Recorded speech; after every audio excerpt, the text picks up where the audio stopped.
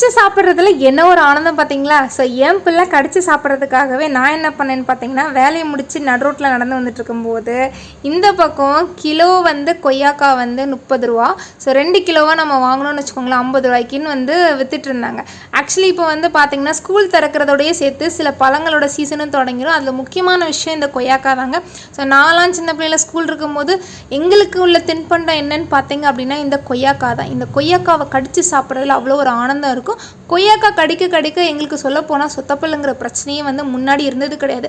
ஆனால் இப்போ இருக்க குழந்தைங்களுக்குலாம் 2 வயசு 3 வயசுலேயே சொத்தப்பல் வர்றதுக்கு முக்கிய காரணம் ரொம்ப சாக்லேட் சாப்பிட்றாங்க. பழங்களை கடிச்சு சாப்பிட்றதுக்கு யாரும் விருப்பப்படல. ஸோ நான் என் பிள்ளைக்கு வந்து மெனக்கெட்டு நான் வந்து கொய்யாக்காய் வாங்கிட்டு போயிருக்கேன். இந்த கொய்யாக்காவை அவன் மட்டும் கடிப்பான்னு கிடையாதுங்க. ஃபர்ஸ்ட் ஆஃப் ஆல் நானும் அதை கடிச்சு தான் சாப்பிட்றேன். ஸோ நீங்கள் வந்து குழந்தைங்களுக்குன்னு ஏதாச்சும் வாங்கிட்டு போகிறீங்க அப்படின்னாலே எப்போவுமே வந்து பழங்களை ப்ரிஃபர் பண்ணுங்கள். ஏன்னா பழங்களை நீங்களும் சாப்பிட்றது குழந்தைங்களும் சாப்பிட்றது அவ்வளோ நல்லது. குழந்தைங்க சாக்லேட்டை கடிச்சு சாப்பிடுவாங்க, பிஸ்கட்டை கடிச்சு சாப்பிடுவாங்க. ஆனால் ஏன்னா பழங்களை நம்ம கூட கடிச்சு சாப்பிட்றதுக்கு ரொம்ப சோம்பேறிப்படுறோம். அதனால என்னவோ தெரிலங்க இப்போ இருக்க குழந்தைங்களுக்குலாம் பல்சொத்தை ரொம்ப சீக்கிரமாகவே வருது. ஸோ அதனால் உங்கள் குழந்தைங்களுக்கு பல்சொத்தை வரக்கூடாதுன்னா கண்டிப்பாக குழந்தைங்க கடிச்சு சாப்பிடணும். அதுவும் பழங்கள்.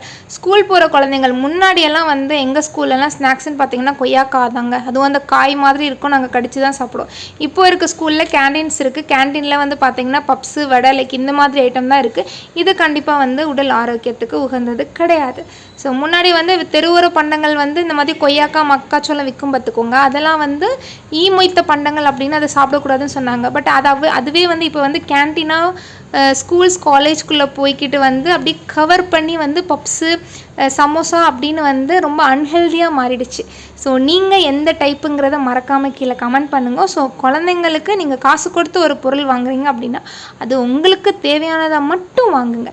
ஸோ குழந்தைங்களுக்கு பல் இருக்கும்போது கடிச்சு தாங்க சாப்பிட்ணும். ஜூஸாலாம் கொடுக்காதீங்க. அவன் கடித்து சாப்பிடவே மாட்டுக்காங்கங்கிறதுக்காக கடிக்கிற பொருளை கடித்து மட்டும்தான் சாப்பிட்ணும், ஜூஸாக குடிக்கக்கூடாது. இங்கே பார்த்தீங்களா அதே மாதிரி குழந்தைங்க கடிச்சு சாப்பிட்னா கூட சேர்ந்து நீங்களும் கடிச்சு சாப்பிட்ணும். ஸோ குழந்தைங்களுக்கு மட்டும் கடிக்க சொல்லிட்டு நீங்கள் மட்டும் ஜூஸாலாம் குடிக்கக்கூடாது. ஓகேங்களாங்க? அதுதான் இந்த காணொலியில் சொல்ல வரேன். ஸோ இதே மாதிரி தகவலுக்கு தொடர்ந்து இணைந்திருங்கள். ஊட்டச்சத்து நிபுணருடன். நன்றி, வணக்கம்.